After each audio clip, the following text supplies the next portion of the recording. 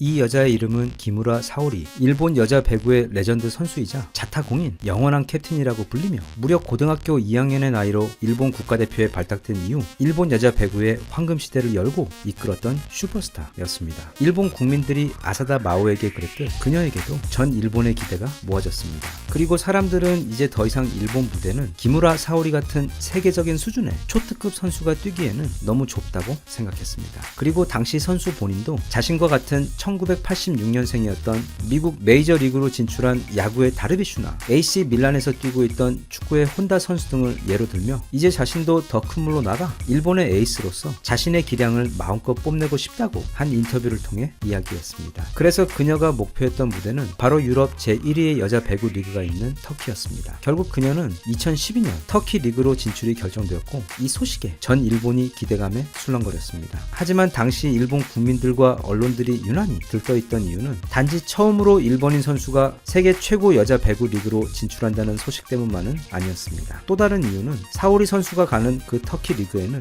일본인보다 이미 먼저 진출한 한국 선수가 있었기 때문입니다. 일본 여자 배구는 이미 1964년 도쿄 올림픽에서 당시 세계 1위 소련을 꺾고 금메달을 땄으며 프로리그도 1990년도 초에 시작되었을 정도로 그 역사도 길고 전적도 화려합니다. 그에 반해 한국의 여자 배구는 2005년도에 처음으로 여자 배구가 출범했고 무엇보다 일본에 비해 자금력이 크게 부족해서 대중들에게 크게 인기를 끌지 못하는 일종의 비인기 마이너 스포츠로 존재하던 조금은 초라한 수준의 종목이었습니다. 그런데 한국에서 김연경이라는 어떤 선수가 등장하더니 순식간에 엄청난 인기를 끌며 한국 땅에서 천대받던 그 프로 여자 배구를 대한민국 겨울철 프로 스포츠의 제왕으로 등극시키는가 하면 또 그 모든 흥행의 주인공이었던 김연경 선수는 해외로 진출한 후 거기서도 큰 성공을 거두고 있었던 것입니다. 김연경은 일본 리그에 와서도 뛴 적이 있는데 오자마자 자신의 팀 JT 마블러스를 창단 이래 최초로 우승을 하게 만들어주어 일본 리그의 팬과 관계자들을 놀라게 했습니다. 그녀는 이어서 갑자기 터키 리그로 옮기더니 또 거기에 가서도 자신의 팀 페네르 바흐체가 창단 이래 최초로 챔피언스 리그 우승을 달성하도록 만들어버리는 엄청난 기량을 발휘합니다. 일본은 기무라 사오리 선수가 그런 김연경을 꺾고 다시 일본 배구의 자존심을 세워줄 적격의 선수라고 믿었습니다. 그래서 당시 일본 내에서는 마치 과거 김연아 대 아사다 마오의 경우처럼 김연경 대 사오리의 라이벌 구도가 아주 당연한 듯 형성되고 있었고 그 라이벌 경쟁의 결말은 아주 당연하게도 사오리 선수의 통쾌한 승리가 될 것이라고 그들은 믿어 의심치 않았습니다. 기대감에 들뜬 일본의 대형 방송국들은 그녀와 함께 동행하여 터키로 출국하며 그녀의 일거수일투족을 카메라로 담아 일본의 모든 시청자들이 볼 수 있도록 다큐멘터리로 만들어 방송하고 있었습니다. 하지만 늘 그렇듯이 현실은 그들의 기대와 아주 다르게 흘러갔습니다. 우선 일본의 에이스로서 세계 최고 무대에서 일본 여자 배구의 저력을 실력으로 증명하겠다던 사오리는 자국에서 상대하던 선수들과는 아예 차원이 다른 외국 선수들 앞에서 힘 한번 제대로 써보지 못하고 무너졌습니다. 그러니까 김연경을 꺾겠다는 그런 엄청난 목표는 고사하고 계약 기간 거의 대부분을 코트가 아닌 벤치에 앉아 있었는데 시즌 후반부에는 벤치 멤버에도 포함되지 못해 관중석에 앉아서 자기 팀의 경기를 관람해야만 했습니다. 그리고 그 모습은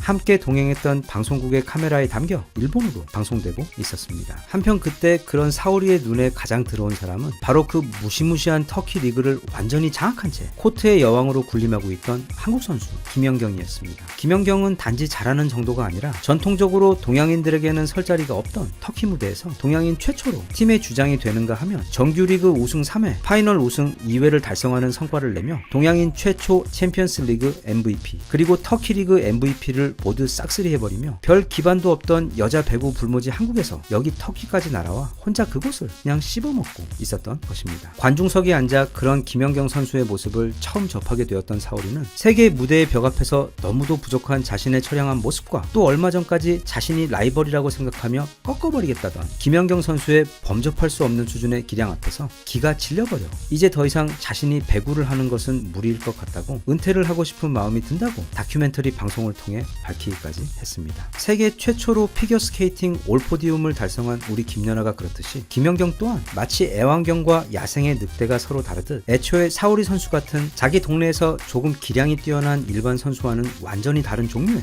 배구 괴물입니다. 영상 앞부분에서 그녀가 일본 리그에 가서 자신의 팀을 최초로 우승시켜준 것과 터키 리그에 가서도 그 팀을 또 최초로 챔피언스 리그 우승을 시켜주었던 이야기를 했습니다. 그런데 김연경은 터키 리그 이후 잠시 상하이로 갔는데 또 거기 가서도 자신의 팀이 팀 창단 이래 최초 최초로 우승하도록 만들어줍니다. 운동선수들도 그렇고 연예인이나 사업가들도 보면 어쩌다 운빨로 사람이 큰 성공을 거둘 수는 있습니다. 하지만 그런 성공을 반복할 수 있어야만 그게 진짜 실력입니다. 그런데 전 세계 모든 배구 선수들 중에서 자신이 가는 팀마다 그 리그의 최고팀이 되도록 만들어줄 수 있는 말 그대로 일종의 치트키 수준의 실력을 갖춘 선수는 전 세계에 김연경밖에 없습니다. 그리고 이건 그냥 말뿐만이 아니라 프로 세계에서 선수들의 진짜 가치는 다른 그 무엇도 아닌 그들이 받는 돈의 액수에서 가장 정직하게 드러납니다. 김연경은 전 세계 모든 여자 배구 선수들 중 연봉 1위입니다. 상하이 팀은 그녀가 우승을 시켜준 후 떠나려고 하자 그녀를 잡기 위해 백지 수표까지 제안했다는 사실은 이미 잘 알려져 있습니다. 김연경은 우리 팬들에게도 스타이지만 세계 모든 배구 선수들의 워너비 모델이자 슈퍼스타 아이돌입니다. 국제 경기에서 그녀와 경기를 하고 나면 다들 사인받고 함께 인증 사진을 찍기 위해 김연경 주변은 콘서트 후 팬들에 둘러싸인 아이돌처럼 재미있는 광경이 펼쳐집니다. 참고로 이번에 우리나라 팀에게 패배한 일본 여자 배구 대표팀의 에이스 중 한 명이자 앞으로 일본 여자 배구를 이끌어갈 차세대 유망주로 점쳐지고 있는 이시카와 유키 선수의 트위터 프사가 바로 이겁니다. 김연경 선수와 함께 찍은 사진이 그녀에겐 가장 큰 자랑거리인 것입니다. 그런데 그런 김연경이 정말 대단한 선수인 이유는 받아만 주신다면 정말 큰형님으로 모시고 싶을 정도로 진정한 대인배이기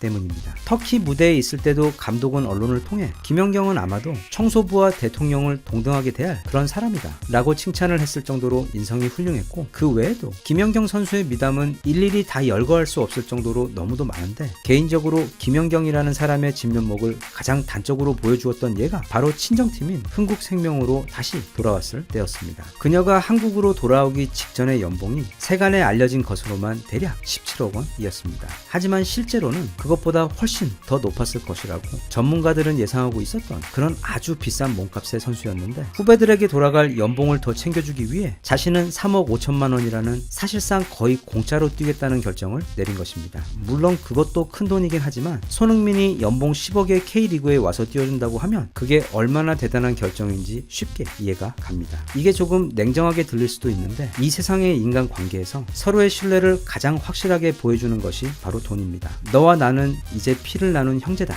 우리 끝까지 함께 가자. 이제 우리는 가족이다. 와 같은 말을 하는 사장님들은 아주 많지만, 그런 믿음으로 직원들이 자신의 영혼을 갈아 넣으며 노력한 결과 회사가 성장하고 매출이 늘어나게 돼도 실제적으로 그 이익의 일부를 현금의 형태로 직원들과 함께 나누는 사장님은 매우 드뭅니다.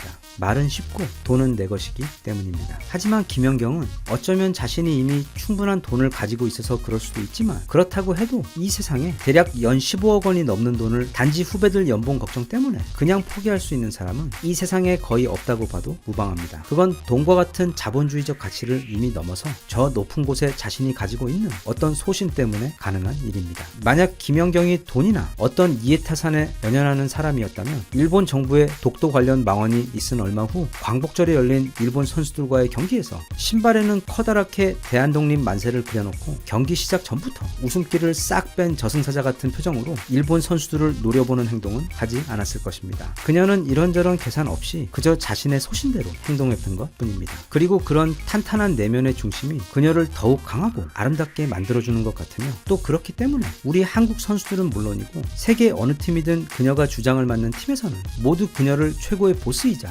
리더로 두말 없이 신뢰하고 따르는 게 아닌가 싶습니다. 김연경 선수는 저 같은 진정한 상남자가 봐도 진짜 멋있습니다. 우리 여자 배구팀 마치 한 편의 영화와도 같았던 지난 한일전의 멋진 승리 정말 고맙습니다. 그게 꼭 필요했었습니다. 그리고 이미 일본을 이겼으니 이번 올림픽 할당량은 모두 채우셨습니다만 나머지 보너스 경기들도 열심히 응원하겠습니다. 대한민국 만세. 감사합니다.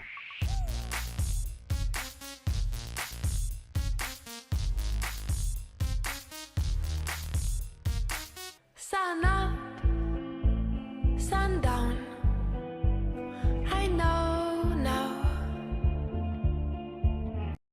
오늘은 방파제 이야기를 좀 해보겠습니다. 최근 들어 우리나라 상황이 많이 어수선하고 계속 크고 작은 문제들이 끊임없이 연이어 쏟아지다 보니 뉴스에서 잘 다루어지지 않아서 그렇지, 사실 지금 일본 상황은 그야말로 최악 중 최악입니다. 지금은 우리도 또 전 세계도 무척 힘들지만 다른 나라들과는 비교 자체가 안 될 정도로 지금 일본 사회는 빠르게 무너지고 있고, 그런데 또 바로 지금부터 내년 사이가 일본에게는 정말로 위험한 상황입니다. 그래서 지난달 말 일본의 최고 석학들이 석학 중 한 명이자 일본 내 양심적 비판 사상가로 꼽히는 사람인 우치다 다스루는 일본 대표 일간지 니칸 겐다이에 기고문을 올리면서 이렇게 한탄을 했습니다. 지금 일본은 빠르게 무너지고 있다. 하지만 그런 사실이 사람들에게 제대로 보도되지 않고 있다. 일본의 국력이 극적으로 쇠락하고 있는 지금 이 상황이 일본 국민들에게 은폐되고 있다는 뜻이다. 이렇게 급속히 쓰러지고 있는 일본의 현실을 알아보지도 체감하지도 못하게 된 것이야말로 아베 정권이 일본 국민들에게 남긴 최악의 패단이다 라는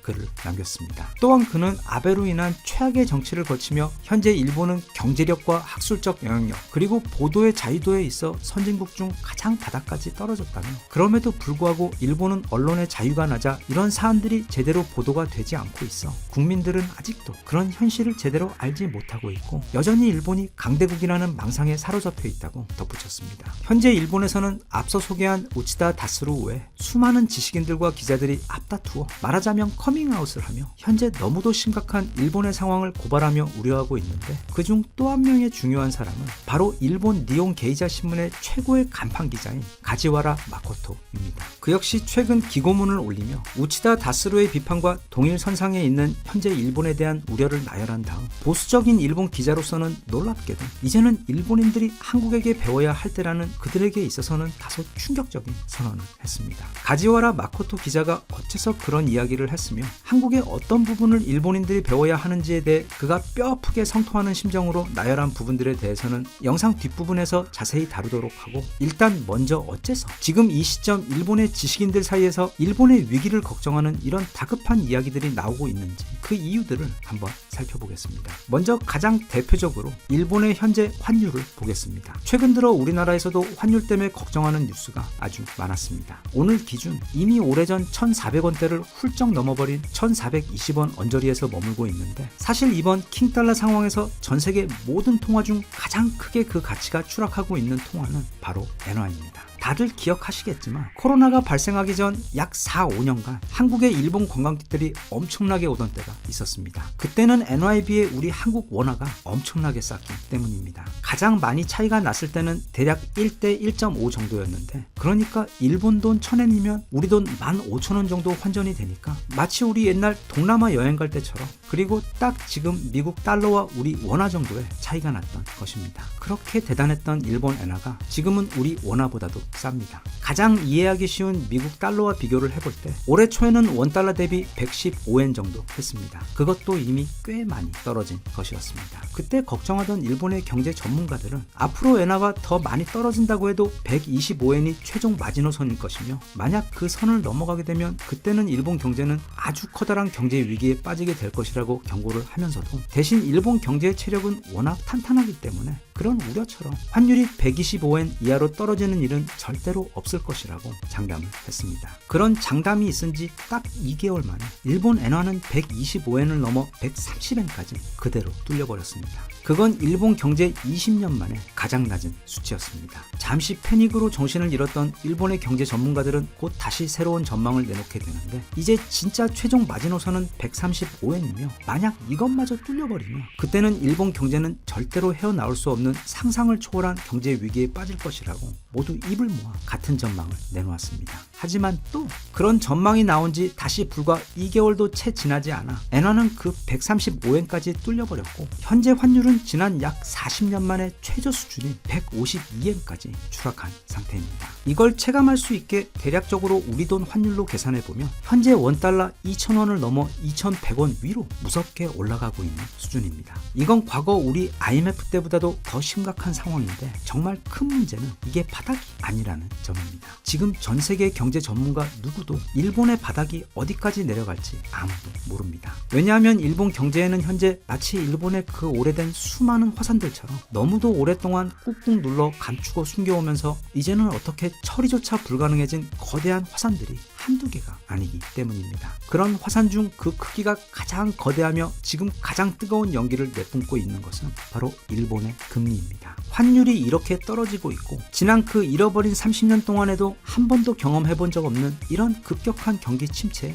이 위기를 빠져나가기 위해서는 금리를 올려야 사는데, 그러지 않으면 진짜 모든 게 다 무너질 수도 있는데 일본이라는 나라는 절대로 금리를 올릴 수가 없습니다. 현재 이미 최근 들어 많이 높아진 일본의 물가는 일본 전문가들의 계산에 의하면 일본 일반 가정의 월 수입이 90만원 가량 줄어든 상황이라고 우려하고 있는데, 일본은 다들 잘 알다시피 정치인들이 주도한 이상한 민영화를 거의 무분별하게 해버리는 바람에 그 대상이 된 대기업들은 큰 돈을 벌게 되었지만, 이제 일본 국민들의 기본 생활비는 그냥 숨만 쉬고 살아도 엄청난 돈이 나가는 생활지옥이 되어버렸습니다. 일본이 금리를 올리지 못하면 지금 빠르게 오르고 있는 일본 내 물가도 잡지 못합니다. 하지만 앞서도 말했듯 일본은 절대로 금리를 올릴 수가 없습니다. 금리를 올리는 것 외에는 다른 방법이 없는데도 그렇게 하지 못하는 것입니다. 왜냐하면 우리 어둠의 친한파 아베가 일본 사회에 엄청난 초대형 지뢰를 묻어놓았기 때문입니다. 그리고 그 지뢰는 절대로 풀 수 없는 자물쇠가 걸려있어 노벨 경제학상을 2번 탄 최고의 경제학자가 와도 절대로 풀지 못합니다. 그 지뢰의 이름이 바로 아베노믹스입니다. 최근 일본의 경제 사정이 이렇게 심각할 정도로 나쁜데도 불구하고 여전히 아직 일본이 부자 나라처럼 보이는 이유는 말하자면 그들은 지금 강남의 100억 원짜리 아파트에 살고 있기 때문입니다. 하지만 그 아파트에는 대출이 300억 원어치나 달려있고 무엇보다 수입이 거의 없다시피 하기 때문에 그 100억 원짜리 아파트에 살면서 지난 30년째 냉장고 퍼먹으며 살고 있는데, 만약 여기서 금리까지 올려버리면 일본의 국가부채, 즉 그 300억 원에 대한 이자가 감당할 수 없을 정도로 즉시 함께 올라버리기 때문에 그때는 정말 일본이 파산해버릴 수도 있기 때문입니다. 그렇다면 금리를 올리지 않고 빠른 시간 내 자기 능력으로 이 죽음의 늪에서 빠져나와야 하는데, 예를 들면 지난 IMF 시절 우리나라 국민들이 똘똘 뭉쳐 국난 극복이라는 단일의 목표 아래 돌덩이처럼 단결해서 그렇게 모두가 함께 합심해 이 늪을 빠져나와야 하는데, 일본에게는 그런 기질도 능력도 없습니다. 이미 지난 30년 동안 아주 천천히 목까지 잠겨버린 상황이고 이제 곧 머리 끝까지 잠겨버리게 될 상황인 것입니다. 잠깐 근대에 들어와 전후 일본 경제가 어떻게 일어섰고 세계 최고의 부자 나라가 되었는지 짧게 살펴보겠습니다. 거기에는 정말 소름 끼치게 반복되는 어떤 패턴이 있습니다. 우선 2차 대전 말 미국에서 보내준 선물 2개를 맞고 패전국이 되었던 일본은 거의 현재 캄보디아 수준으로까지 떨어져 다시는 일어서지 못할 정도로 무너졌습니다. 그런데 그때 그들에게 다시금 재기의 기회를 준 것은 너무도 화가 나게도, 그리고 많이들 알고 계시듯 바로 1950년 우리 땅에서 일어난 한국 전쟁이었습니다. 그때 한반도와 가장 가까이 있었다는 이유 때문에 미국은 일본을 한국 전쟁의 병참 기지로 삼았고, 그렇게 멈춰있던 일본의 공장들은 엄청난 호황 속에 다시 빠르게 돌기 시작합니다. 게다가 그 전쟁은 무려 3년이라는 엄청난 시간 동안 진행되어 버렸습니다. 이 사건으로 일본은 재기가 아니라 오히려 패망 이전보다 더 커다란 경제적 발판을 마련하게 됩니다. 요즘 우크라이나 전쟁 때문에 어떤 나라, 어떤 기업들이 특수를 누렸다고 기사가 나오곤 하고, 또 얼마 전 우리나라가 폴란드에 약 25조 원어치 무기를 수출한 것을 두고, 근데 만약 미국이 러시아랑 중국과 우리랑 가까운 중국 땅에서 국지전이 아닌 양측의 모든 것을 건 완전 풀아웃 전면전을 하게 되었고, 게다가 지금처럼 빨리 끝낼 수 있는 최첨단 무기들이 아닌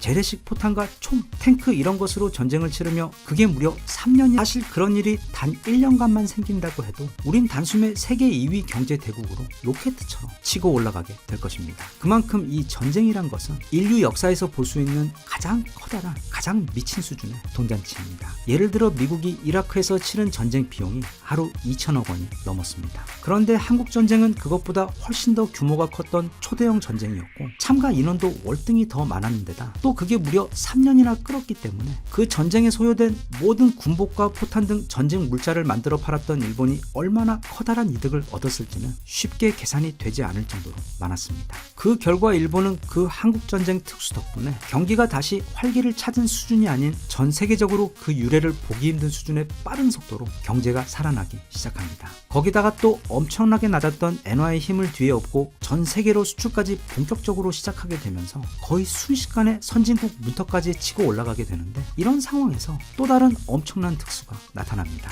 바로 베트남전입니다. 일본은 이번에도 또다시 베트남전의 병참 기지 역할을 하며 그 전쟁 특수를 모두 고스란히 누리게 되는데, 당시 돈으로 총 약 70억 달러라는 천문학적인 돈을 벌어들이게 됩니다. 70억 달러. 참고로 한국이 1965년부터 1974년 사이 그 10년 동안 약 4만 7천 명의 우리 병사들을 파병하고 받은 그 피해 대가가 총 5억 달러였습니다. 일본은 전쟁 난 집 옆에서 물건 팔며 그 14배를 벌어들였고 아마 우리 한국전쟁을 통해서는 그 베트남전 특수 몇 배의 돈을 벌어들였을 것입니다. 아무것도 한 게 없는데도 그 두 번의 전쟁으로 돈이 쏟아져 들어왔고 일본은 패망 20년 만에 세계 2위 경제 대국으로 올라섰습니다. 우리나라에게 저지른 그리고 2차 대전 중 아시아의 다른 나라들에게 저지른 그 모든 천벌도 모자랄 악행들에도 불구하고 어찌된 것인지 신은 그들에게 이런 엄청난 행운을 안겨다 주었습니다. 하지만 그 행운의 끝은 1980년대 말에 찾아왔습니다. 1985년 뉴욕의 유명한 한 호텔에서 미국과 일본 그리고 프랑스, 독일, 영국의 경제 대표들이 모여 회담을 진행하게 됩니다. 회담의 주제는 너무 높았던 달러의 가치를 조절하고 각국 사이 지나치게 차이가 나고 있는 환율을 조정하는 것이었는데 말이 그렇다 뿐이지 엔화의 가치를 절상하는 것이 핵심 목적이었습니다. 지금이야 우리 돈의 가치가 떨어지면 그러니까 환율이 오르면 걱정을 하지만 그때만 해도 수출이 나라 경제에 큰 비중을 차지하는 때여서 각국은 어떻게 해서든 자국의 통화 가치를 낮게 만들려고 치열하게 애쓰던 때였습니다. 당시 미국은 일본이 싼 엔화를 등에 업고 미국의 TV며 자동차, 워크맨과 같은 전자제품을 엄청나게 수출을 하고 있었기 때문에 대일 무역 적자가 심각한 수준에까지 이르렀고 정말로 그대로 가다가 곧 미국이 일본에게 추월당할 수도 있었던 상황이었습니다. 그래서 미국은 어떻게 해서든 엔화를 절상하려고 했는데 하지만 또 이게 일본 입장에서 보면 만약 엔화를 절상하게 되면 일본 수출품은 그만큼 가격이 높아지기 때문에 해외 시장에서 가격 경쟁력을 잃게 되어 엄청난 손해를 보게 되기 때문에 절대로 그렇게 할 리가 없었습니다. 하지만 역사란 것이 정말로 아이러니한 것이 당시는 일본이 마치 미국의 애완견처럼 미국이 시키는 대로 군말 없이 하던 상황이어서 그리고 또 너무도 풍요롭던 자국의 경제 상황에 취해 판단력이 매우 떨어져 위기의식을 전혀 못 느끼고 있던 때여서 정말 놀랍게도 미국이 원하는 대로 엔화의 가치를 높이는데 아무 조건 없이 합의를 해버립니다. 그것도 원달러 대비 250엔이던 것을 230엔 또는 210엔 정도까지 내려주는 것도 아니고 엄청나게 쿨하게 무려 120엔까지 조정을 해줘버립니다. 그 역사적인 회담이 이루어졌던 호텔의 이름이 뉴욕의 플라자 호텔이었고 그래서 플라자 합의라고 이름 지어진 그 황당한 회담을 기점으로 해서 이후 일본 경제는 끝도 없는 추락을 시작하게 됩니다. 그때 합의된 환율은 몇 년에 걸쳐 단계적으로 조정이 되었는데 그 회담 약 5년 후 엔고의 효과가 본격적으로 터지게 되면서 1990년 드디어 일본의 경제가 제대로 고장이나 버블이 터져버리면서 우리가 잘 아는 그 잃어버린 10년, 잃어버린 20년, 그리고 현재 잃어버린 30년의 날개 없는 추락이 지금까지도 계속해서 이어지고 있는 것입니다. 일본은 절대로 그 합의에 서명하지 말았어야 합니다. 만약 그랬다면 당시의 성장 모멘텀을 그대로 이어가 오늘날 그 잃어버린 30년을 겪지 않고 그 합의 당시 나라 경제가 너무도 어려웠던 미국을 단숨에 추월해버린 후 전세계 1위 경제 대국에 올라섰을 것이고 미국 입장에서는 명분을 만들어 일본을 전쟁으로 다시금 무너뜨리는 것 외에는 다른 방법이 없었을 것인데도 진짜 그때 일본에게 무슨 마가 끼었는지 당시 일본 대표로 회담장에 나갔던 대장 대신 타케시타 노보루는 너무도 흔쾌히 자국의 사망 선고 합의문에다 서명을 해버린 것입니다. 그런데 더 웃긴 것은 아직도 자신이 무슨 짓을 한 것인지 전혀 이해하지 못했던 타케시타 노보루는 그 회담을 마치고 일본으로 돌아와 한 첫 인터뷰에서 이것으로 이제 미국이 일본에게 항복을 했다 라는 정말 웃지 못할 말을 마치 자랑이라도 하듯 했다는 점입니다. 나라의 지도자나 또는 경제 수장의 능력이 얼마나 중요한지 타케시타 노보루라는 한 명의 위인이 일본이라는 나라의 미래 전체를 날려버렸던 이 사건만 보아도 쉽게 알 수 있습니다. 그런데 미국은 일본이 자신을 죽이는 이런 말도 안 되는 합의에 흔쾌히 서명을 해버리자 또 다른 무서운 합의를 제안합니다. 바로 미일 반도체 협정입니다. 그때 일본은 전 세계 반도체 기술력 및 생산력 1위 국가였습니다. 굳이 당시의 그 아성을 비교를 해보자면 현재의 삼성과 TSMC를 합한 것 이상의 파괴력을 가지고 있었던 상황이었습니다. 그런데 미일 반도체 협정의 골자는 일본이 그런 주도권을 모두 포기하는 내용이었습니다. 그런 말도 안 되는 협정에 일본이 동의할 리가 없었어야 말이 되지만 하는 하늘이 도와. 일본은 바로 얼마 전 플라자 호텔에서의 그 뻘짓 이후 여기서 다시 한번 또 어마어마한 뻘짓을 하고야 맙니다. 바로 미일 반도체 협정에 합의하며 반도체 기득권을 모두 내려놓은 것입니다. 단지 미국 형님에게 잘 보이기 위해 자국의 미래를 아무 대가 없이 송두리째 날려버리는 진짜 충성스럽고 신박한 모습을 보여준 것입니다. 자, 이렇게 일본은 패망 직후 한국전쟁과 베트남 전쟁이라는 두 번의 타국의 피눈물을 통해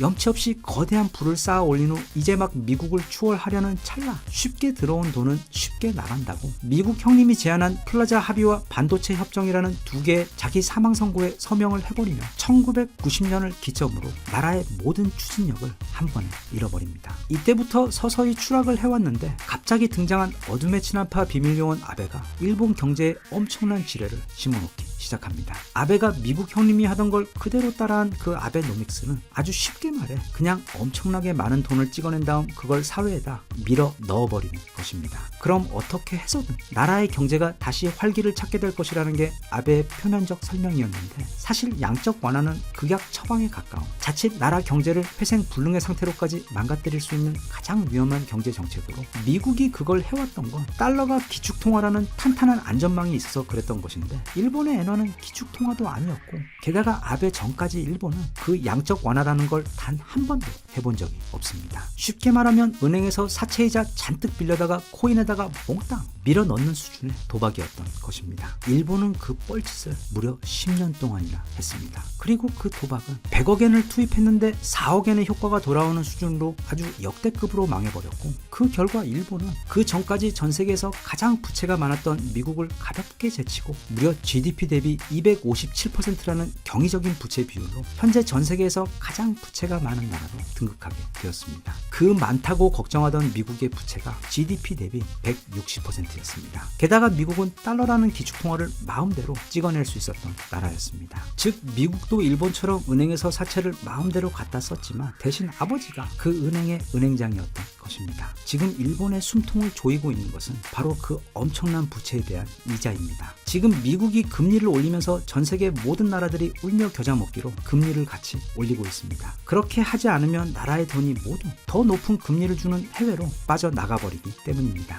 그래서 일본도 금리를 따라 올려야만 나라 경제가 정상화될 수 있는데 일본은 절대로 금리를 올릴 수가 없습니다. 왜냐하면 금리를 올리는 순간 지난 6월 총 1072조 엔으로 드디어 우리 돈 1경을 넘어서 버린 그 막대한 부채에 대한 이자 또한 함께 늘어나고 갚아야 하기 때문입니다. 참고로 일본은 매년 국가 예산의 무려 25%를 오직 그 채권에 대한 이자를 갚는 데에만 쓰고 있는 나라입니다. 지금 일본은 미국 따라 금리를 딱 2%만 올려도 한 해 갚아야 할 추가 이자 부담이 자기들 나라 1년 국방 예산인 60조 원을 훌쩍 넘어가게 됩니다. 그리고 5%를 올리게 되면 거의 150조 원이나 되는 돈이 그냥 추가 이자 부담으로 나가게 되는 것입니다. 게다가 증시를 봐도 블룸버그의 최신 경제 지표에 따르면 최근 한 달간 전 세계 모든 증시 가운데 외국인 자금이 가장 많이 빠져나간 나라는 일본으로 175억 2천만 달러, 즉 우리 돈 24조 7,700억 원이나 됩니다. 같은 기간 우리나라는 그렇게 증시가 나쁘다고 해도 외국인이 팔고 나간 건 2조 6천억 원밖에 안 됩니다. 눈치 빠른 외국인들은 현재 거의 엑소더스 수준으로 일본 관련 자본을 빠르게 처분하고 나가고 있습니다. 그런데 이 부채 폭탄이 본격적으로 터지게 되면 그때는 진짜 1920년대 말 뉴욕 대공황 상황이 올 수도 있습니다. 그런데 어떤 사람들은 이런 일본의 말도 안 되는 부채 문제 이야기가 나올 때마다 일본의 부채 중 절반은 일본 은행이 가지고 있기 때문에 만기가 오더라도 상환하지 않고 차환하며 버티면 된다고, 그래서 아무런 문제도 없다고 하는데 그건 매우 괴상한 소리입니다. 아무리 돈을 많이 찍어내고 채권을 발행해도 그걸 자기 나라 중앙은행이 다 사주면 아무런 문제가 없다는 뜻인데 그럼 다른 나라들은 전부 바보입니까? 그 좋은 걸 안 하게. 그럼 우리도 내년에 채권을 한 5천억 만경 정도 찍어낸 다음 한국은행이 그걸 모두 사게 한 다음에 국민들 한 사람당 쿨하게 100억씩 나누어주고 나중에 그거 만기 돌아와 원리금 상환해야 하면 그냥 정부랑 은행이랑 퉁치면 끝나고 그렇게 그 5천억 만경이라는 돈이 그냥 아무 대가 없이 생길 수 있다고 말하는 것과 똑같은 말입니다. 무에서 유가 만들어질 수는 없습니다. 옛날에 아베도 사망 전 일본 부채가 9,900조 원이었을 때 그 심각성에 대해 묻는 기자에게 채권의 절반은 일본 은행이 가지고 있고 그래서 만기가 돌아오면 다시 또 일본 은행에게 빌려서 막으면 된다 라고 답하며 걱정할 필요가 없다고 대답했는데, 이에 대해 똑똑하게 경제적 논리를 들어가며 그게 얼마나 말도 안 되는 개소리인지 기자가 다시 따져 묻자 자칫 비밀 작전이 노출될 위기를 직감한 아베는 즉답을 피하며 내 말은 그냥 비유적으로 그렇다는 뜻이었다 라며 대답한 적이 있습니다. 게다가 10년 전에는 일본 국채의 외국인 보유 비율이 고작 4.8%였지만 현재는 그게 13.5%까지 치솟았습니다. 즉 이제는 그 리스크를 일본 안에서만 관리할 수 있는 수준은 한참 넘어서 버린 것입니다. 나중에 일본 경제가 갑자기 폭락할 것 같은 시기가 오고 이 외국인들이 그 1,400조 원에 달하는 엄청난 국채를 모두 한 번에 던져버릴 수도 있는 위험까지 있습니다. 과거 일본이 크게 성공했던 것은 모두 다른 나라의 아픔에서 그 피를 뽑아먹으며 누렸던 것들입니다. 2차 대전 때에는 조선을 비롯한 여러 식민지에서 돈과 자원 그리고 문화재와 여자들을 훔쳐다 본국에서 배를 채웠고, 한국 전쟁과 베트남 전쟁이 벌어지던 그 난리통 옆에서 장사를 하며 돈을 벌었을 뿐이고, 그 엄청난 돈을 여기저기 투자를 하다 보니 잠시 마치 일본이 무슨 대단한 능력이나 창의력이라도 있는 듯 보였던 적이 있었지만 근본적으로 그들에겐 우리처럼 무엇을 창조해내는 능력도 없고, 무엇보다 국민들이 모두가 주인의식을 갖고 나라에 닥친 위기를 극복하는 그런 기질 자체가 없습니다. 우리나라 국민들은 지금 크게 우려되고 있는 경제 위기나 과거 IMF 사태보다 더 큰 사태가 닥친다고 해도 아마 늘 그래 왔듯이, 물론 입으로는 뭐라고 계속 궁시렁대며 연신불평하며 인상 팍팍 써가며 움직이겠지만 어쨌든 국민들이 모두 똘똘 뭉쳐서 금방 그 위기를 극복해내고 다시 또 이 나라를 정상으로 회복시켜 놓을 것입니다. 복서로 말하자면 넉다운을 수십 번을 당해도 계속해서 또 일어나고 또 일어나는 게 우리나라의 특징이자 또 가장 무서운 기질인데, 일본은 스스로 다시 일어날 힘도 없는 데다 지금 일본에게 닥치고 있는 위기의 그림자는 너무도 크기 때문에 아마도 앞으로 약 2-3년 내 일본 경제는 마지막으로 버티고 있던 그 경제의 기둥들이 버티지 못하고 무너져 버리면서 거의 자유낙하 수준으로 폭락을 하게 될지도 모릅니다. 상황이 이렇다 보니 일본의 간판 경제스타 칼럼니스트이자 30년 넘게 주식시장과 투자은행들을 취재해온 가지와라 마코토는 니온 게이자 신문에 특집 기고문을 올리며 이제는 일본이 한국에게 다시 배워야 할 때가 왔다는 글을 올리기도 했는데, 그 내용은 이렇습니다. 세계적인 경제 위기 속 현재 매우 위험한 상황에 놓인 일본이 배움을 구해야 할 대상은 바로 한국이다. 한국은 과거 IMF 위기로 벼랑 끝에 몰렸지만 그들은 스스로 위기를 극복해내고 다시 일어섰다. 한국인들은 필요한 변화를 영리하게 받아들이고 신속하게 실행했다. 예를 들어 당시 한국의 김대중 대통령은 한국 산업의 역량을 두세 개 주요 미래 산업으로 과감히 재편하여 힘을 집중시켰으며, 그렇게 경쟁력이 높아진 한국 기업들은 국내가 아닌 해외로 나가 세계와 싸워 이겼고, 이후 한국의 하이테크 기술력과 문화 엔터테인먼트 경쟁력은 단숨에 일본을 압도해 버렸다. IMF 당시 고작 일본의 3분의 1이던 한국의 GDP는 지금은 곧 역전될 상황까지 와버렸다. 그런데 일본인들은 그런 한국인들과는 정반대이다. 변화가 필요함에도 여러 가지 안 되는 갖가지 이유를 들어가며 어떻게 해서든 변화하지 않으려고 버티고 있으며, 잃어버린 30년조차도 잃어버려진 30년이라고 부르며 마치 남일 말하듯 패배를 절대로 인정하지 않고 있다. 현재 일본 엔화보다 더 가치가 폭락해버린 것은 비트코인밖에 없다. 일본에게는 곧 극심한 경제 침체와 인플레이션이 함께 오는 무서운 스태그플레이션이 찾아올 예정이다. 한국의 그런 모습을 배우지 못하고 지금처럼 남는다면 진짜 이제는 일본에게는 미래가 없을 수도 있다. 나는 그를 통해 이미 시작된 일본의 극심한 경제 암흑기에 대해 일본인들에게 마지막 경고를 보내고 있습니다. 하지만 가지와라 마코토 기자의 그런 경고와 바람에도 불구하고 일본은 절대 한국에게서 배울 수가 없을 겁니다. 왜냐하면 그런 건 공부로 배울 수 있는 것이 아닌 그 나라 국민들의 기질 또는 타고난 천성과 관련이 깊은 특징들로, 자기가 주인으로 모시던 장군이 적 장군에게 죽으면 그 즉시 모두가 그 새로운 장군에게 충성을 하는 기질을 가지고 있는 이들이기 때문에 자신의 장군을 죽인 적장에게 충성을 맹세하느니 마지막 한 명까지 끝까지 싸우다 전멸하는 것을 택하는 독한 민족인 우리나라 사람들과는 그 간극이 너무도 크기 때문입니다.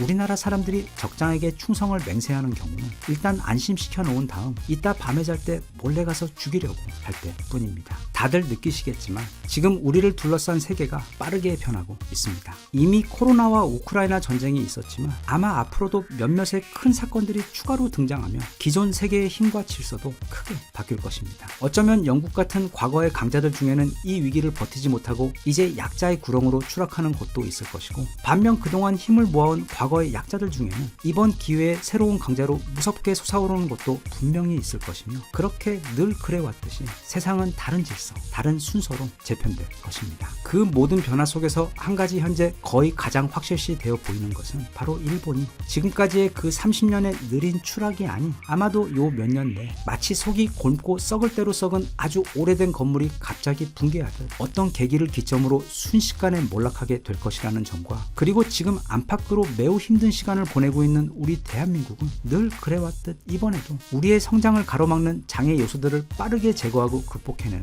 지금 새롭게 재편되고 있는 세계 질서의 그 꼭대기를 향해 누구보다 빠르게 달려갈 것이라는 점입니다. 지난 코로나가 끝나갈 무렵, 그러니까 올해 초까지 우리나라는 세계 경제 순위 8위로 이미 선진국 대열에 합류한 공식적인 선진국입니다. 그리고 모든 면에서 전 세계에서 가장 주목받던 국가였고, 누구보다 빠르게 성장하는 그야말로 라이징 스타였습니다. 그 마법은 아직 모두 사라지지 않았습니다. 우리 모두 그때 우리가 스스로에게, 그리고 전 세계를 대상으로 보여준 저력을, 또 우리가 그동안 이뤄낸 것들을 잊지 말아야 합니다. 지난 100년간 전 세계를 통틀어서 개도국에서 시작해 선진국으로 합류한 국가는 대한민국 딱 한 국가밖에 없습니다. 그런데 우린 그걸 100년이 아닌 70년 만에 이루어냈고, 또 개도국에서 시작한 것도 아니고 아무것도 없던 자갈밭 폐허 위에서 시작해서 맨손으로 여기까지 왔습니다. 경제는 심리입니다. 우리가 할 수 있다는 것, 그러니까 그 힘을 우리들 본인들이 인식하고 있어야 합니다. 그래야 그 힘을 다시 꺼냈을 수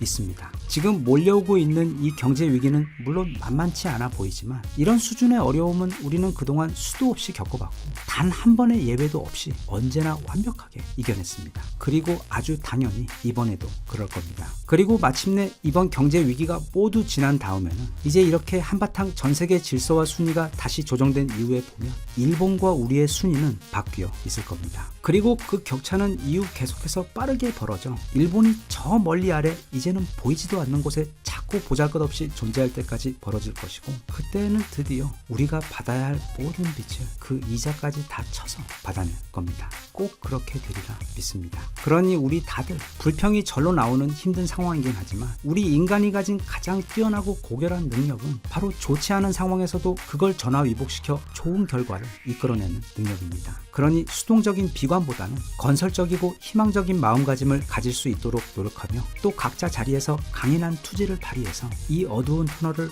모두 다치지 않고 빨리 잘 통과할 수 있었으면 좋겠습니다. 대한민국 만세. 감사합니다.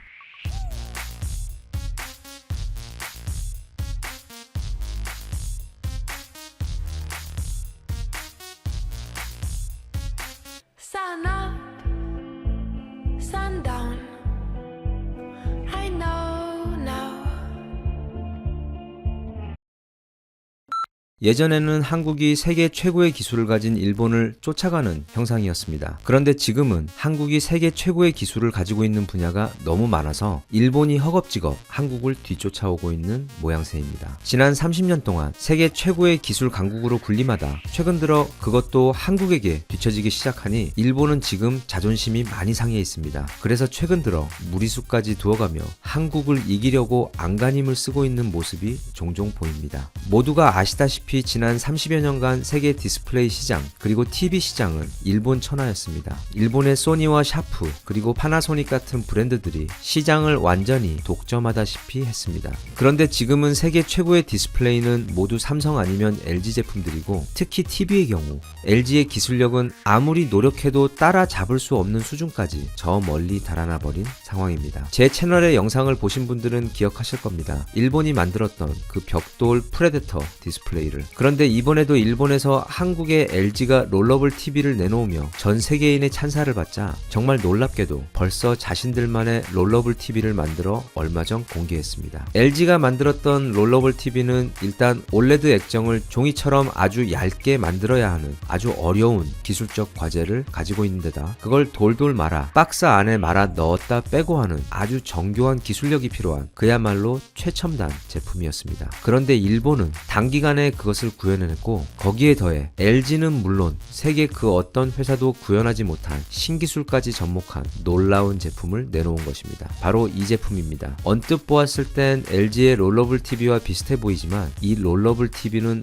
놀랍게도 춤을 춥니다. 지금까지 세상에는 얇은 TV, 큰 TV, 화질이 끝내주는 TV 등 많이 있었지만 이제까지 춤을 추는 TV는 없었습니다. 일본의 이 제품은 세계 최초의 춤추는 TV인 것입니다. 보시다시피 LG의 롤러블 TV는 그냥 디스플레이가 재미없게 올라오는 것 뿐입니다. 기술의 흥이 전혀 느껴지지 않습니다. 인간만이 가진 그 흥의 표현을 춤으로 기계에 접목하는 인문학적 고민이 전혀 느껴지지 않습니다. 게다가 얼마 전 LG가 개발한 커브로 변환되는 디스플레이 역시 세계 최초이고 또 모두가 찬사를 보내고 있지만 춤추는 TV에 비하면 아직 멀었습니다. 화면이 출렁거리며 올라올 때 시청자는 일찍이 TV에서 느낄 수 없었던 짜릿한 긴장감을 느낄 수 있습니다. 저러다 멈추거나 망가지는 건 아닌지. 특히 정교한 기술을 도입해 한쪽만 출렁거리는 신기술을 도입했기 때문에 시청자의 불안감은 배가 됩니다. 불안과 기대가 교차하며 시청자의 뇌파는 알파에서 베타파로 전환되며 춤을 추며 올라오는 TV의 디스플레이의 그 출렁거림에 완전히 몰입하게 됩니다. 마치 명상을 할 때처럼 말입니다. 그렇게 만들어진 시청자의 집중도는 고스란히 TV 화면 위로 옮겨져 더 쉽게 영상에 집중을 할 수 있도록 해주고 그렇게 한 차원 더 높은 TV 시청 라이프를 즐길 수 있게 되는 것입니다. 이것이 일본의 춤추는 TV가 가지고 있는 무시무시한 기능입니다. LG와 삼성은 더 노력해야 합니다. 삼성은 지금 세계 반도체 시장을 싹쓸이하는 것도 모자라 그동안 일본 소니가 독점하고 있던 이미지 센서 시장에서까지 최근 일본을 무서운 속도로 추월한 것은 물론 고작 6천만 화소까지밖에 개발하지 못한 소니에 비해 벌써 1억 화소가 넘는 시제품까지 개발을 완료하여 앞으로는 아예 따라올 엄두도 낼 수 없는 수준까지 따돌렸다고 자만하고 있을 때가 아닙니다. 삼성도 이제 춤추는 반도체, 춤추는 메모리 개발을 진지하게 고려해야 할 때입니다. LG 역시 미국의 월풀과 일본의 모든 브랜드들을 다 제치고 현재 세계 가전 시장에서 부동의 1위를 하고 있다고 마냥 안심하고 있을 때가 아닙니다. 물론 제품의 내구성이 거의 군대 탱크 수준으로 튼튼하게 만드는 LG의 특성상 결코 달성하기 쉽지는 않겠지만 LG도 서둘러 인간의 가장 오래된 표현 방식인 춤을 기계에 입힌 일본의 인문학적 고민과 그 성과에 깊이 반성하며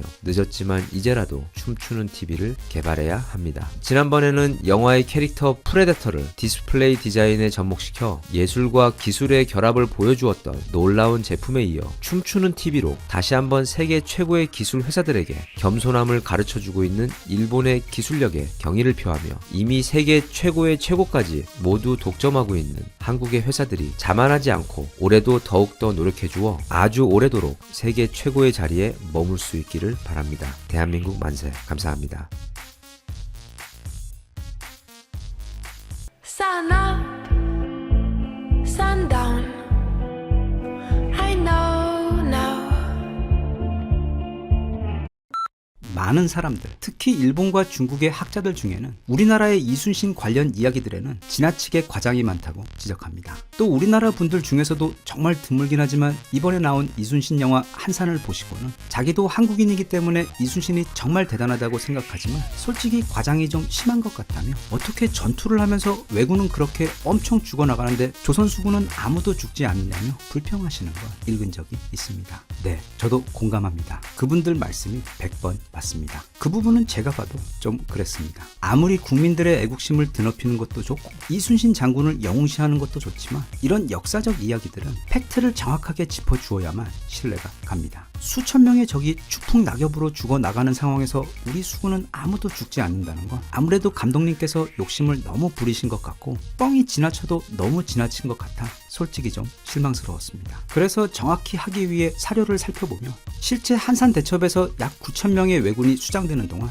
우리 병사들도 정확히 3명이나 전사했습니다. 이런 건 역사 영화 만드시는 분들께서 앞으로도 좀 조심해 주셨으면 좋겠습니다. 이 영상에서는 임진왜란과 정유재란을 통틀어 이순신 장군이 우리 조선의 앞바다에 수장시켜버린 왜군들의 총 숫자를 같이 한번 알아볼까 합니다. 아마도 다들 대략적으로 머릿속에 어떤 숫자를 가지고 계실 텐데 거기다가 0을 하나 또는 2개를 더 붙여야 할 정도로 그 실제 숫자는 이순신 장군 그 존재 자체만큼이나 비현실적입니다. 그리고 그 내용과 함께 이순신에 대해 아직도 많은 사람들이 잘 모르고 있는 무척 흥미롭고 중요한, 그리고 한편으론 쉽게 믿기 어려운 이야기들이 많은데 그 이야기들 역시 같이 살펴보도록 하겠습니다. 우선 우리가 가장 잘 알고 있는 명량 대첩을 살펴보면 12척의 판옥선으로 133척의 왜군, 뒤에 번호표 받고 대기 타고 있는 배들까지 다 하면 총 331척의 외선을 상대해 그들을 거의 완전히 전멸시켜버리며 이겼는데, 이 말도 안 되고 그 결말 자체가 판타지에 가까운 전투에 대해 한국은 물론 전 세계 그 어떤 역사학자도 그게 어떻게 가능했는지 설명하지 못합니다. 다만 우리나라 국민들의 경우 그저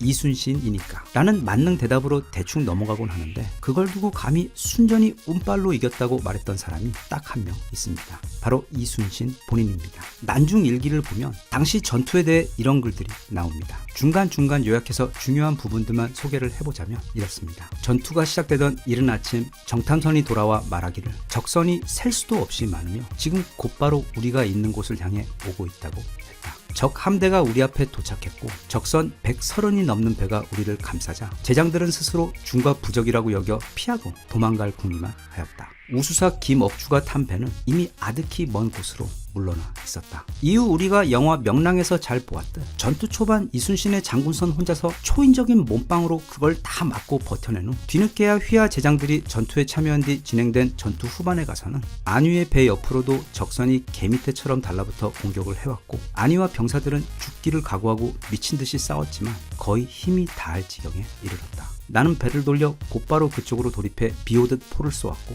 적선 3척을 남김없이 멸하였다. 전 함대가 일시에 쩌렁쩌렁 북을 치면서 일제히 전진하며 각자 지자, 현자 총통을 쏘아대고 또 화살을 비오듯 쏘아대니 그 소리가 온 강산을 진동케 하였다. 적선을 모두 쳐부수자 적 함대가 물러나 달아났으며 이후로 외는 다시는 감히 우리 군에 접근하지 못했다. 이것이야말로 실로 천행이 아닐 수 없다. 즉, 글 말미에 이순신은 그 전투에서 이긴 것을 자신의 능력이 아닌 천운으로 돌리고 그걸 또 자신의 일기에 박제까지 해놓을 정도로 겸손한 사람이었습니다. 이순신은 매일 전투가 끝나고 나면 잠들기 전 아무리 몸이 아프고 피곤해도 빼먹지 않고 반드시 하던 일이 한 가지 있습니다. 그건 바로 그날 전투에서 죽은 병사들의 이름을 한 명씩 모두 확인해 일지에 적는 것이었습니다. 그는 호랑이처럼 지엄하고 무서운 장군이었기는 하지만 단 한 명의 병사도 그냥 소모품으로 보지 않았고, 누구보다도 그들의 죽음을 잊지 않고 애도하고 반드시 기억했던 전 세계 모든 장군의 롤모델 같은 이상적인 장수였습니다. 우선 영상 본론에 앞서 장군 이순신 말고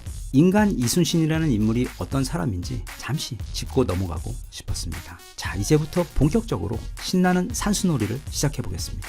일단 임진왜란과 정유재란 합해서 조선 땅에 침략해온 왜군은 임진년에 약 16만 명, 그리고 정유재란 때 추가로 14만 명이 쳐들어 왔습니다. 즉 30만 명이나 되는 병사가 쳐들어온 것인데, 이건 지금 기준으로 봐도 정말 징그러울 정도로 많은 수입니다. 그들이 타고 건너온 군함의 숫자도 약 2,000척으로 기록되어 있습니다. 그런데 이렇게 엄청난 숫자의 적군과 적함 중 우리 이순신 장군에게 공격당해 바다에 수장되어 버린 수가 유성룡이 집필한 진비록과 이순신의 난중일기, 그리고 조선실록에다 일본 측의 사료에 기록된 것을 모두 다 확인해 보면 왜군 약 11만 300명이 넘습니다. 그리고 전투에서 완전히 파괴되어 수장되어 버린 배와 또 거의 완파되어 사실상 쓸모없게 된 배들까지 다 합하면 그게 또 약 1,500척이나 됩니다. 이건 사실상 거의 일방적인 학살에 가까운 압도적인 승리이며 그것도 연속으로 계속해서 이어진 연전연승의 기록입니다. 7년간의 전투를 통해 조선 땅을 밟았던 일본 병사들의 전체 숫자 중 대략 3분의 1이 이순신에 의해 죽임을 당한 것입니다. 그리고 그들이 타고 온 배 중 약 4분의 3을 바다 위에서 박살내 수장시켜 버렸습니다.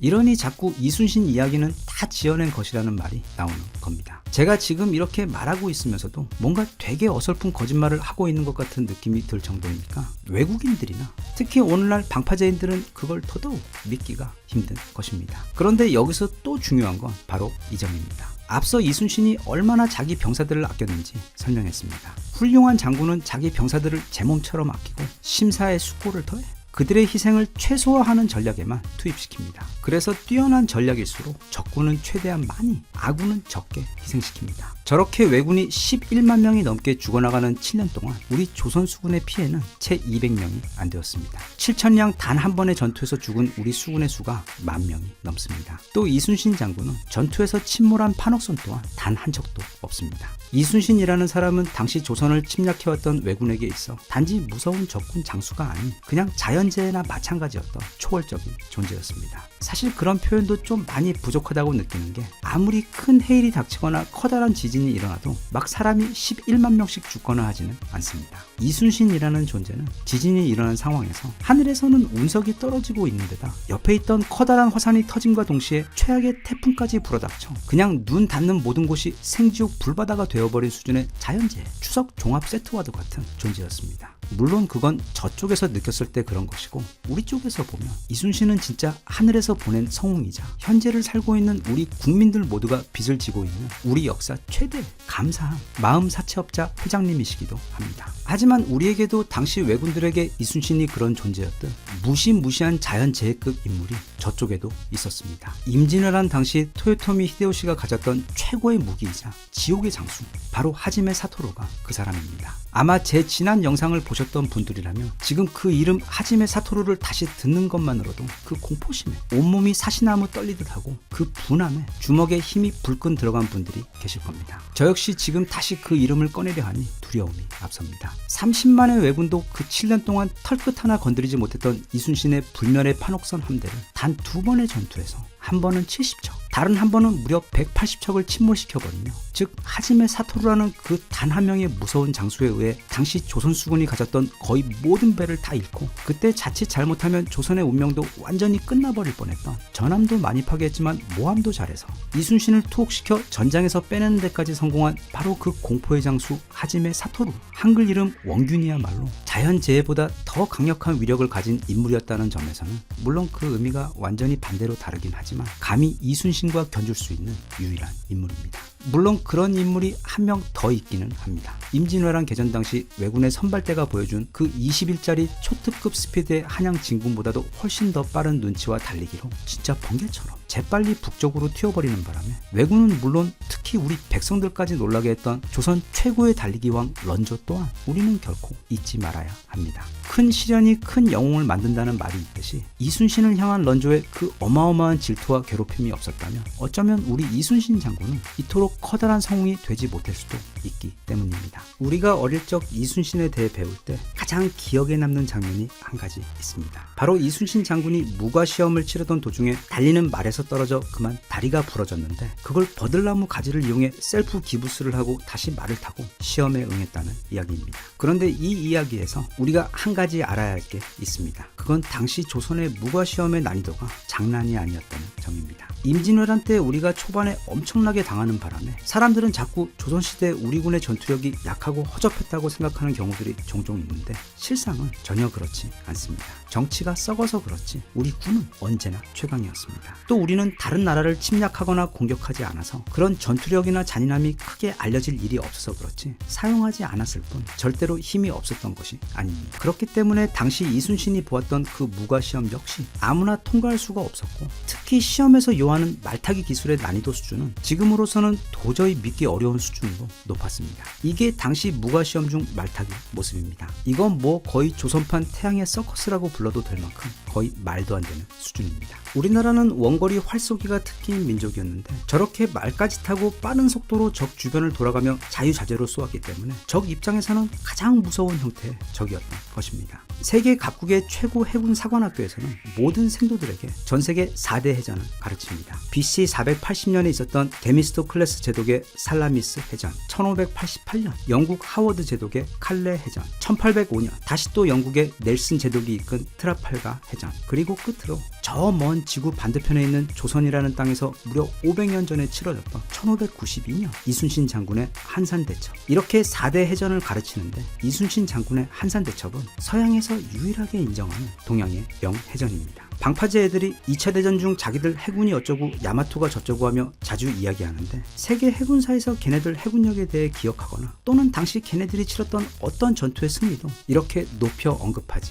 않습니다. 오직 이순신과 이순신이 거북선과 함께 이뤄낸 그 거짓말같이 위대한 역사만을 기억하며 그걸 자국의 해군 생도들에게 지금도 가르치고 있습니다. 우리가 이순신의 전투를 떠올리면 주로 기억나는 것은 크게 두 가지로 볼 수 있습니다. 하나는 거북선, 그리고 다른 하나는 바로 하객진일 것입니다. 일단 거북선의 경우 굳이 설명을 할 필요도 없이 이 지구상에 존재했던 모든 전함 중 그 디자인 면에서도 압도적으로 가장 쿨하고 멋있었던 무기임이 틀림없습니다. 그런데 살벌한 싸움 실력을 가지고 있었음에도 얼굴까지 정말 불필요하게 잘생겨서 몹시 마음에 들지 않았던 아저씨의 원빈처럼 거북선은 생긴 것도 무기가 아닌 무기를 빙자한 무슨 예술 작품처럼 생겨놓고는 또 전투력 또한 진짜 괴물 같은 수준이었습니다. 정말이지 거북선은 우리 민족과 역사의 귀한 자랑이자 커다란 자부심이 되어준 소중한 유산입니다. 그리고 하객진의 경우 일단 전략에서부터 완전히 이긴 상태에서 싸우는 원조 완벽주의자 환자 이순신답게 마치 2500년 전 저 멀리 그리스 땅 절벽 앞에서 벌어졌던 스파르탄의 테르모필레 전투처럼 우리 쪽 수가 압도적으로 적을 때에는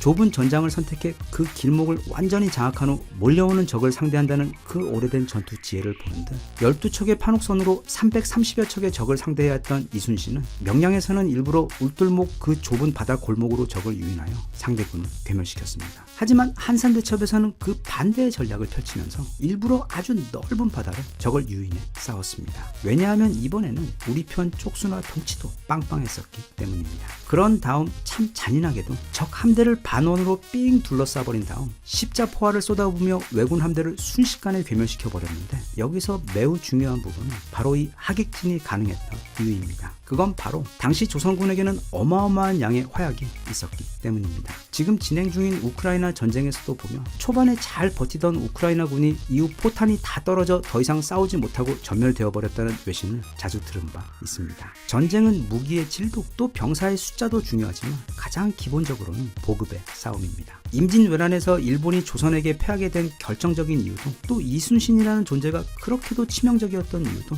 바로 이순신이 바다의 보급로를 다 끊어버려서 조선 땅에 갇힌 왜군들은 지들이 조선 백성들의 모든 식량도 다 빼앗아 버렸고 또 농과 밭도 다 황폐화시켜버렸기 때문에 더 이상 음식을 구할 수 없는 상태가 되었음에도 거기에 무슨 PX가 따로 있었던 것도 아니고 본국에서 오는 보급품을 일절 받지 못해 당시 수만 명에 달하는 왜군이 전투가 아닌 모두 굶어 죽었던 것입니다. 게다가 또 그 보급품에는 겨울옷 또 포함이 되어 있었는데 저 아래 마치 끊어진 바나나 같은 따뜻한 열대 방파제에만 살다가 1952년 5월 즉 1년 중 가장 날씨가 좋을 때 요즘으로 말하자면 반팔 반바지에 슬리퍼 비슷한 거 챙겨 입고는 상륙해서는 곧 그 시베리아를 휴양지처럼 느껴지게 만들어주는 한반도 칼추위가 닥쳐버리면서 그 추위 때문에도 최소 수천이 죽었습니다. 그만큼 보급이 중요한데 화포전에서 제일 중요한 보급품은 단연 화약입니다. 화약이 다 떨어져 버리면 갑자기 바닥 위에서 우리 수군들 투포한 해양이 쏘기 위한 화약 또한 이순신 장군이 미리부터 화약의 대량 제조를 지시한 덕에 엄청난 양을 미리 쟁겨놓은 상태로 전투에 나갔습니다. 그렇기 때문에 하객진을 펼쳐 왜군 함대가 도망치지 못하게 완전히 가두어 놓은 다음 적 함대 전체가 완전히 가루가 되어 수장될 때까지 정말 쉬지 않고 십자포화를 쏟아 부을 수 있었던 것이 마치 손흥민 뒤에 있던 손흥정 감독같이 바로 하객진 전법의 위대함 뒤에 숨겨진 또 다른 위대함인 것입니다. 하지만 그냥 여기서 멈추면 이순신은 그냥 아주 위대한 장수일 뿐입니다. 하지만 이순신은 위대한 장수가 아닌 신입니다. 한산대첩 대승의 또 다른 비밀은 바로 장약에 있습니다. 이순신은 적 군함과의 거리에 따라 일일이 포의 각도를 조절하는 대신 각기 다른 양의 화약을 미리 거리만큼 계산해서 준비해 놓은 말하자면 장약을 거리별로 미리 준비해 놓아서 결과적으로 당시 과학기술이나 무기공학적 한계로 보았을 때 말도 안 되는 수준의 명중률을 보였던 것입니다. 아무튼 우리는 원거리에서 뭐 정확하게 맞추는 데에는 예전부터 도같은 민족입니다. 그리고 이 판옥선에 대해서도 한마디 해야 하는데 일단 누가 옆에 와서 달라붙는 거 진짜 싫어하는 한국인들답게 왜군들 타고 오르지 말라고 배를 무슨 거대한 집처럼 크게 지어놓아 겉으로 볼 땐 그게 좀 둔하게 보일 수도 있지만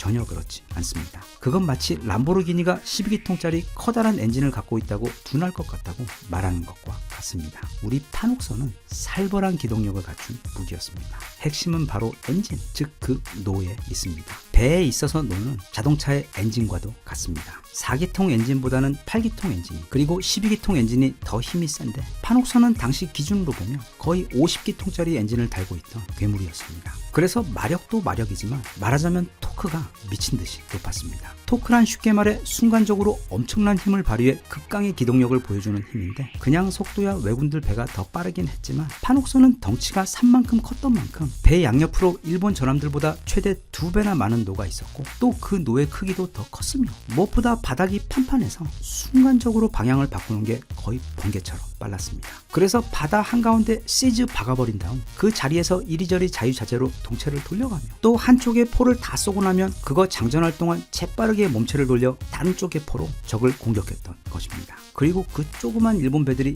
용케 우리 판옥선의 화포 공격을 피해가며 가까이 붙어버리며 순식간에 방향을 돌려 피하거나 아니면 그 반대로 그 거대한 덩치로 그대로 몸빵에 갖다 박아버려 한 방에 침몰시켜버리는 말하자면 일종의 바다 위 시즈 탱크인데 333 업그레이드에 8업까지 되어 있던 해상 탱크였습니다. 그래서 결국 당시 이순신의 조선군은 이런 판옥선에다 또 온갖 종류의 화포들에다 또 그 화포를 위한 엄청난 양의 포탄과 화약을 가지고 있었는데다 무엇보다 그 모든 무기를 통합해 운용하는 마치 스타 판위의 임요원 같은 전장의 지배자이자 살아있는 전쟁의 신이었던 이순신까지 있었던 것입니다. 그렇게 생각해보면 이순신의 그 믿기 힘든 전승의 신화 뒤에 보이는 수학적 승전 공식이 어렴풋이 눈에 보이는 것도 같습니다만 또 한편으로 총 250여 척이 넘는 그 대단한 무기인 판옥선과 또 그 각각의 판옥선에 실려있던 엄청난 양의 포와 탄 그리고 화약들 그리고 당시 동양 최대 최정예 수군이었던 이순신에 의해 아주 잘 훈련된 10,000명이 넘는 조선 수군이 있었음에도 그들을 모두 끌고 나가 고작 50여 척이 조금 넘는 왜군 함선들을 상대로 단 2번의 전투에서 적에게 아무런 피해도 입히지 못하고 그 250여 척 전부와 약 1만 명에 가까운 병사들을 허망하게 죽도록 만든 후 거기다가 또 자기만 혼자 비굴하게 무트로 도망쳤던 하지메 사토루 같은 장수도 있었던 것을 보면 결국 그 뛰어난 무기들보다도 사람이 그러니까 바로 이순신 장군의 존재가 당시 그 위대한 승리의 가장 결정적인 요인이 아니었던가 생각됩니다. 끝으로 많은 사람들이 임진왜란에 대해 크게 오해하고 있는 것이 한 가지 있는데 그게 우리가 패한 전쟁이라는 것입니다. 그렇지 않습니다. 임진왜란은 우리가 일으키지도 또 우리가 원하지도 무엇보다 우리에게 씻을 수 없는 피해를 남긴 아픈 전쟁이지만 절대로 우리가 진 전쟁이 아닙니다. 전쟁 중 우리 런조는 살아남았지만 적장 토요토미 히데요시는 죽었고 또 참전했던 적군 중 거의 3분의 1이 앞서 설명했던 이순신에 의해 죽임을 당했으며 무엇보다 그 전쟁 이후로 히데요시의 일본은 나라가 망해 몰락해버렸습니다. 독을 품은 괴물 고슴도치 이 땅을 침략하는 나라는 반드시 멸망한다는 공식을 또 한 번 확인시켜준 임진왜란은 절대로 우리가 진 전쟁이 아닙니다. 최소한 지지 않은 전쟁이며 엄밀히 따지면 원거리 공격의 민족답게 일본 본토에 가지도 않고 그 나라를 멸망시켜버린 우리가 이긴 전쟁입니다. 아무리 곱씹어도 끊임없이 놀라우며 매번 들어도 늘 새롭게 감동적인 우리 이순신 장군의 이런 모든 이야기들이 두고 우리 후손들의 정신 속에 강인한 버팀목이 되어주고 향후 이 나라와 우리 국민들을 향해 찾아오게 될 또 다른 위기 속에서도 우리가 그 모든 어려움을 극복하고 이겨낼 수 있는 정신적 힘이 되어주길 기원하며 최근 뉴스를 보니까 우리 해군이 방파제에서 하는 왜군 행사에 참석을 한다고 들었는데 이왕 가는 거 옛날 생각도 좀 날 수 있게 우리 군함 위에 이순신 깃발도 커다랗게 달아주고 적 항구에 들어갈 때는 하객진으로 들어가며 참 보기 좋겠다는 생각이 듭니다. 이순신 만세, 대한민국 만세. 감사합니다.